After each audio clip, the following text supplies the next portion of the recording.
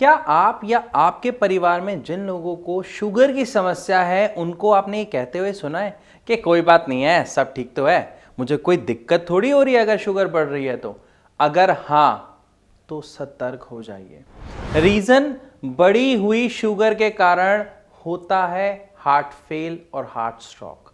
Even kidney failure जैसी समस्या भी बढ़ी हुई शुगर के कारण ही होती हैं, क्योंकि अक्सर जो लोग समय रहते अपने शुगर के बढ़ते हुए लेवल को कंट्रोल नहीं करते हैं, या ये कहा जाए कि वो दवा ले रहे हैं और वो कहते हैं देखो मैं तो दवा ले रहा हूं, इससे ज्यादा और क्या करूं, और वो ये नहीं देखते कि दवा लेने के बाद भी उनके शुगर के लेवल कंट्रोल नहीं हो रहे हैं, तो उन्हें heart failure, paralysis, kidney failure जैसे गंभीर परिणामों का सामना करना पड़ता है।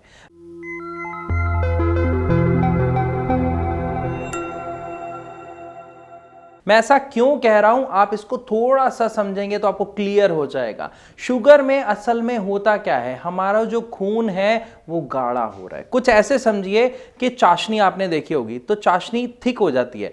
इसी तरीके से हमारे खून में शुगर बढ़ने के कारण जो ब्लड की कंसिस्टेंसी है वो थिक हो जाती है, ब्लड मोटा हो जाता है, जिसकी वजह से उसके अंदर खून के थक्के बनने शुरू हो जाते हैं। और अगर कोई थक्का आपके दिमाग तक पहुंच जाता है, जो वो अटक जाता है किसी नस में, तो उसी की वजह से होता है पैरालिसिस। और अगर ये आपकी आंख की किसी नस में फंस जाए तो आंखों की देखने की शक्ति चली जाती है, जिसको आई रेटिनोपैथी के नाम से हम जानते हैं। आप एक चीज और ध्यान दीजिए, हमारे दिल का काम क्या है? पंप करना, जिससे हमारी पूरी बॉडी में ब्लड फ्लो होता है। लेकिन जब ब्लड गाढ़ा हो जाता है तो वो जो पंप है वो ज़्यादा करना पड़ता है, मतलब हार्ट को जोर ज़्यादा लगाना पड़ता है, जिसके कारण हार्ट के ऊपर प्रेशर बढ़ जाता है और हार्ट स्ट्रोक और हार्ट फेलियर की समस्या देखने को मिलती है। इसीलिए अगर आप या आपके परिवार में कोई भी व्यक्ति शुगर को नज़रअंदाज करता है, उसके बढ़े हुए लेवल से कहता है चिंता करने से कोई फर्क नहीं पड़ेगा, तो ये सही है कि चिंता करने से कोई फर्क नहीं पड़ेगा, लेकिन चिंता ना करने से, इसके ऊपर सही डिसीजन और सही कार्रवाई ना करने से बहुत गंभीर परिणामों का सामना करना पड़ेगा। आइए इसको थोड़ा सा समझते हैं कि असल में ऐसा होता क्यों है। ये जो शुगर की समस्या है, असल में ये हमारे शरीर में क्यों बढ़े जा रही है जब आप दवाई भी खा रहे हो, तो ये समझना बहुत ज़रूरी है। क्योंकि आप में से बहुत सारे लोगों का सवाल होता है जब वो श्रेयास में ट्रीटमेंट के लिए आते हैं कि सर हम तो दवा खा रहे हैं, हमने तो इतने टाइम तक रेगुलर दवा खाई है, एक्सरसाइज भी की, लेकिन हमारे शुगर लेवल कुछ टाइम तक कंट्रोल हुए और उसके बाद फिर बढ़ गए। फिर हम डॉक्टर के पास गए, उन्होंने दवा चेंज की और बस यही प्रक्रिया चलती रही और आज तक हम दवा खा रहे हैं। अगर आपके साथ भी ऐसा ही है तो सतर्क हो जाइए।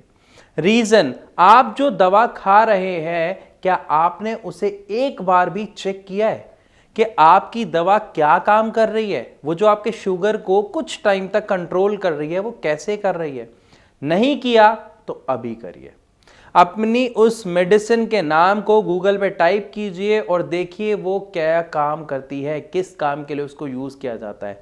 आप देखेंगे जो भी दवा आप खा रहे हैं वो आपके बॉडी के ग्लूकोज लेवल को आपके यूरिन के साथ या तो बाहर निकाल रही है या फिर आपके मल के द्वारा उसे बाहर निकाल रही है। लेकिन आपकी जो मेन समस्या है, शुगर की जो मेन जड़ है, उसके ऊपर आपकी दवा काम ही नहीं कर रही। और अगर किसी बीमारी के मेन रीजन के ऊपर काम ना किया जाए तो क्या वो ठीक होगी? जवाब आपको खुद मिल चुका है।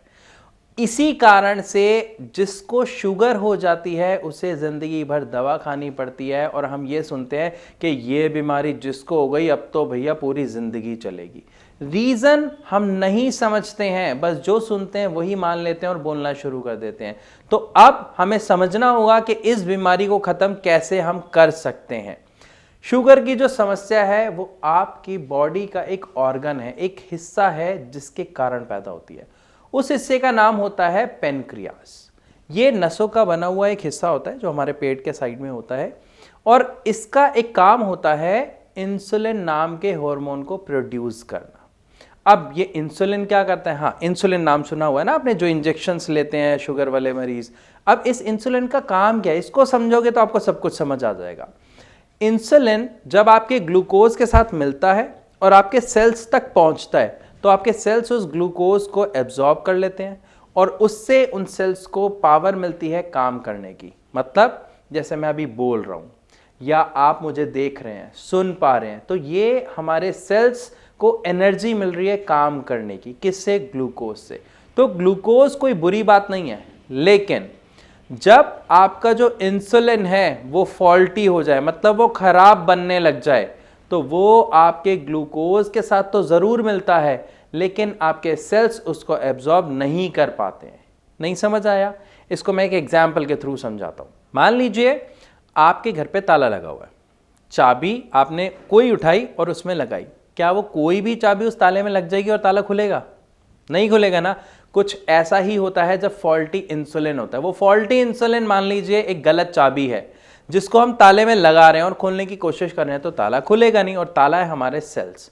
तो जब आपका इंसुलिन फॉल्टी हो गया तो आपके सेल वर्क नहीं करते हैं, जिसकी वजह से जो आपका ग्लूकोज है वो एब्जॉर्ब नहीं होता है और ब्लड के साथ पूरे शरीर में फ्लो करना शुरू कर देता है, और यहीं से शुगर की बीमारी का जन्म होता है। अब ये जो फॉल्टी इंसुलिन है ये क्यों बनता है, आपके दिमाग में ये क्वेश्चन आ रहा होगा। देखिए, ये एक लाइफस्टाइल डिसऑर्डर है, मतलब हमारे गलत खान पीन के कारण पैदा हुई बीमारी या समस्या। तो ये समस्या एक दिन में, एक साल में पैदा नहीं हुई, इसको बनने में काफ़ी समय लगता है। जब हम बहुत सारी गलत चीज़ों का सेवन करते हैं, फास्ट फूड पर निर्भर हो जाते हैं, पैक्ड फूड खाते हैं, तो कहीं ना कहीं वो गंदगी हमारी आंतों में चिपक रही होती है, ब्लड के साथ मिलके हमारी नसों में जाती है, जिसकी वजह से पेनक्रियाज काम तो करती है लेकिन ठीक तरीके से नहीं करती, और शुगर की समस्या का जन्म होता है।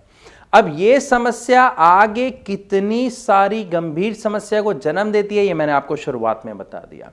इसीलिए किसी भी शुगर के पेशेंट को अपने शुगर के बढ़े हुए लेवल को लेके लापरवाह नहीं होना चाहिए। अगर आपके परिवार में कोई ऐसा है तो ये मैं आपसे रिक्वेस्ट करता हूं कि उन्हें कहिए कि सही समय पर सही डिसीजन ले, सही इलाज ले।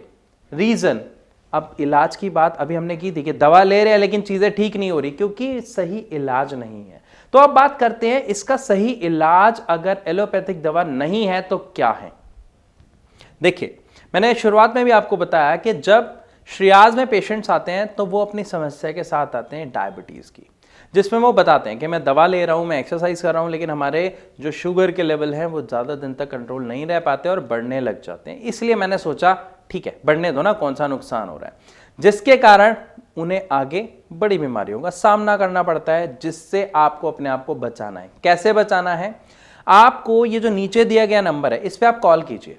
हमारे डॉक्टर्स की टीम पूरी की पूरी बैठी हुई है, वो आपके हर सवाल का आपको जवाब देंगे, आपको प्रॉपर्ली गाइड करेंगे, ताकि आप अपनी शुगर को कंट्रोल ही नहीं बल्कि रिवर्स कर पाओ, एक स्वस्थ जीवन जी पाओ, जो आज तक नहीं देखने को मिला।